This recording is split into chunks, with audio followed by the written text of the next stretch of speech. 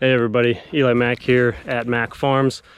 Want to put this video together for you. It's been something I've been wanting to get on camera for a little while, but it's a little bit longer of an explanation than just a Instagram or Facebook video. So I'm out here with the fold today, setting up some new hay bales. I'm going to show you what we're doing with that.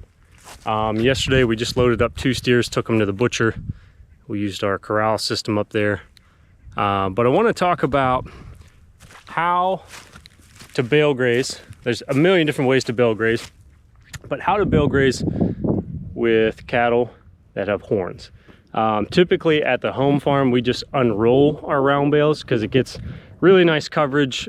It allows each and every one of these guys to have access to hay in front of them instead of them pushing and shoving for room around a bale. Starting off, we had hay rings for these guys, but honestly, the bulls and even some of the more mature cows just pick them up, flip them, roll them out of the way, and then they're into the round bale anyhow. So then the next easiest thing is just set the round bale right there and let them work at it. But still gets into issues because they want to flip it, they want to rough it up. They're using their horns to get in there, and oftentimes they would send those bales across my poly wire, across my paddock division into the next paddock. Sometimes it would hold the wire down and then you got half the herd in one paddock and half the herd in the other paddock. So it's just problematic. So we went with unrolling our hay bales because it leaves really nice coverage. The hay that gets wasted is basically laying down an organic carpet on the pasture floor, which I really like. And like I said, some of these smaller guys that aren't going to compete at the front of the pecking order, they still have room at the table to eat their hay. But this does waste a lot of hay, especially with recent winters when we're not having the consistent, long-standing freeze. And there's moisture on the ground, things are thawing, we're getting rain in between. And when hay is just rolled out on the ground like that, it's absorbing all that moisture. They lose interest in it quicker, it gets dirty quicker. And you waste more. So typically with these guys, if I unroll a hay bale, even up here, we're at our lease right now, if I unroll a hay bale up here, it's going to last me 1 day. So then I have to account for having 1 round bale per day for the non-grazing season, which adds up. We hauled 175 round bales over here to the lease just to be prepared. So we're doing some other things, which is what we're going to look at next, to get around that 1 bale per day and to save on hay. We're still leaving nice wastage around, which you'll see, but we're going to take a look at that here now. So if I come over here to my round bales, I've been doing some experimenting, and this is kind of where I've landed at the moment. So because round bale rings are problematic, because they like to flip bales over paddock lines and stuff like that, I needed a way to feed round bales whole to reduce waste, but keep them intact, but without round bale rings, without big structures that are cumbersome to move around. Because the other thing with these guys is they will get their horns stuck in a round bale ring or a gate or something. If you are asking them to reach through something to eat, they will get their horns and their head stuck. So I also needed something that was free of any hazard like that. And what I came up with was setting 2 bales butt to butt. Originally I had them up this way. This is cylinder style. I did have them round ways, and that was problematic because they're still pretty tipsy when they're on their round spots like that. But setting them like a cylinder, you know, we have a nice flat floor here. It's harder for them to rock them and get in there and mess them up. Because what happens when I turn these critters in here is the bulls and some of the cows will come over, they'll get their horns right into this, and they will start just roughing this up, sending this outer layer flying. And when it's just a single bale sitting here, they're going to rock that bale tippet and send it down the way. So I decided that 2 bales would probably weigh enough and be awkward enough if they could function together as one unit to prevent them from flipping bales and rolling them out of the pasture. And that has proven to be true so far. And what I came up with was 2 ratchet straps going around the bales, cylinder style. And these are just your average 27-foot ratchet straps from Harbor Freight. I like having a Harbor Freight in town. It's really nice for swinging by and picking up stuff like this, or the Predator water pumps that I use. 27 feet will get you around some standard round bales, but some of them it's just too much circumference times 2 and they're too short. So I ended up having to get these 6-foot slings, and that pretty much guarantees that I'm able to connect both ends of my ratchet no matter what. And I put 2 of these around. I crank my ratchets down nice and tight, and that seems to do the trick. So the bulls will come over here and they'll try to rough this up, and they will succeed.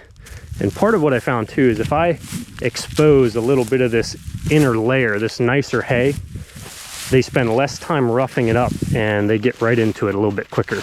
So if I want them to just, ooh, that part's frozen, that was on the ground. If I want them to just start eating and rough it up less, I will come and just peel away some of the outer layer. That part's frozen. Because what I think they're doing is, it's not just out of excitement, but they're also trying to get through this caked, hard, frozen layer that's all packed in there. And they're trying to get at the good stuff. So if we can hold the bales together, and if we can provide a good look at that nice stuff in there, it prevents them from really roughing it up. So now the question is, okay, Eli, well, what's your math on this? So now what I'm able to get, I'm doubling from 1 day per bale when it's rolled out to 2 days per bale sitting like this. That doesn't sound like a lot, but trust me, it's a lot. Over the course of the season, cutting your round bale, cutting your hay cost by 2 is huge. And when the weather cooperates, I can get, 2.5, maybe 3 days out of a bale. It also depends how well the straps stay on there and keep these bales intact. Usually after day 2, these straps are pretty well useless. They've eaten down enough that the bales don't have enough shape to really hold the straps. But at that point, it's just kind of globs of hay, and the straps have served their purpose. I can take the straps off of there, and they can finish cleaning up the round bales, but it has served its purpose at that point by conserving hay. So far that works pretty well. I've also experimented with just putting a single strap on them to see if I'm just wasting my time dealing with the second strap. It's pretty even, but I do think that having 2 straps on there is helpful. I don't think you need your upper strap to be super high. I think that's asking for it to get blown off of there pretty quickly. So I think if you keep to kind of a 1/3 rule, or even a lower 2/3, that's probably good. And just for reference, I've got about 30 head here. And so to get a good bale graze, to get everybody around some hay, I usually set out 2 sets of these bales at a time. That makes sure that one group can be here, another group can be here, because without fail, the pushy ones, the ones at the top of the pecking order, will get in there first. They'll box everybody out, and the little ones, or the runts, just won't get in there. So I try to provide enough hay that everybody can be eating at one time. So far, excuse me. So far, this has been great. The one thing that I don't particularly love about doing this style, sitting vertically, cylinder style, is that if you get a rain, you're just inviting all that rain to come and land in here and soak into your hay, versus when it's up on its side like this, it can still shed the rain off until the cows are in it and eating it. Planning for this though, it also reduces my labor. Instead of coming up here every single day and unrolling a hay bale, which if you've never done that before, it's kind of a pain in the butt. I really like the results, but it's a lot of work. It takes a lot of effort to do that, especially on snowy, mucky, wet days when you just don't have good footing and you're slipping and trying to roll a bale. It's no fun. I've also started doing this too. When I'm trying to stage bales, I will set up my temporary fence to keep these guys out of my way, because they will come up here and start pushing back on you when you're rolling bales out, and that's no fun either. But like I was saying, doing this method, this has allowed me to go ahead of us, way over there, and stage bales 2 by 2, just like this, 2 by 2, so that when we move to that paddock, all I have to do is bring my ratchet straps, sling them around there, and I'm good to go. So I can have a machine over here maybe 1 or 2 days when I'm setting up hay bales for the winter, and then I'm good. The rest of it is just me carrying ratchet straps, which compared to rolling out a bale every single day is much, much better. So let's turn these guys in here, and we'll kind of watch what they do, and we'll see how roughed up some of these bales get.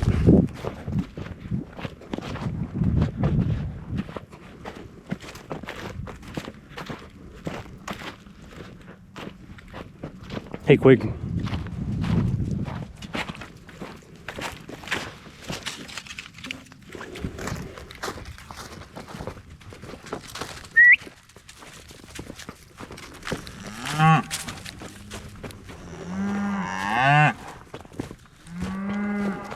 Trying to work the camera with one hand and the reel with the other, so I'm going for the handle end because that would be a little bit cumbersome with the reel. So we're being a little bit sloppy, but it's for your sake, just trying to get a good video shot of them going in here, that's all. There's the corral set up.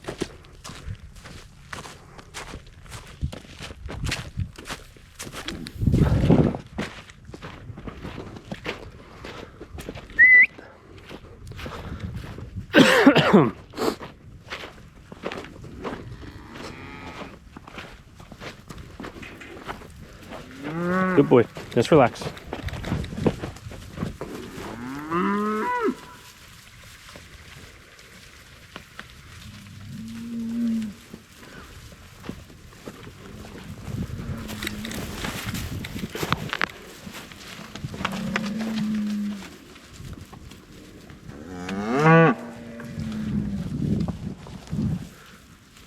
They're saying, "You whistled. I don't see any green grass."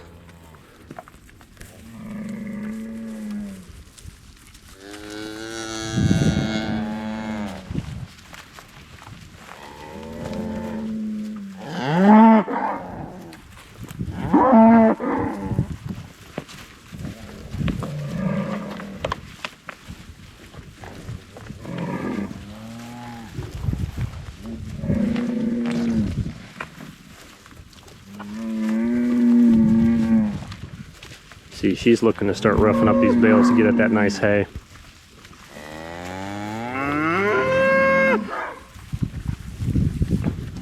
But so far, this has been a good solution for cattle with horns. How to get everybody around hay, reduce some waste and some hay loss, not get anybody's horns or heads stuck, reduce labor, not spend a bunch of money on equipment and stuff. This has been pretty great.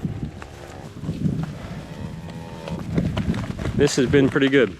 So if you have any questions about this process, feel free to shoot them over to me. I'm happy to answer any questions. I think there's still some development to be done with this style of bale grazing, and I will continue to experiment with it and see if I can stretch things out even further. But so far, so good. That has been the ticket.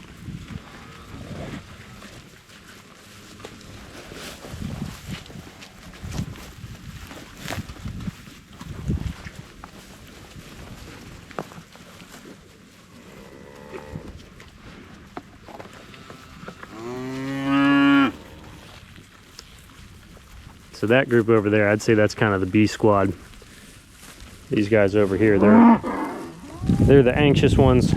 They want to get after it. Big boy over there.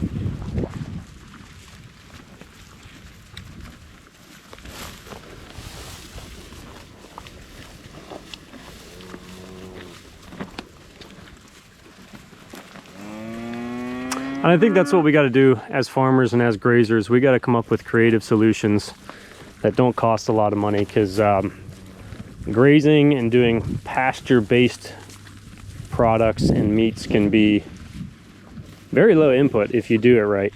And if you have any creative bone in your body, you can come up with a lot of solutions that don't cost you a bunch of money and put you even further ahead in the long run. So there you go. I hope that helps somebody. I hope that sparks and inspires something for someone to get out there and try something different and experiment with their bale feeding. Yipper. Alrighty guys, we'll catch you next time. Thanks.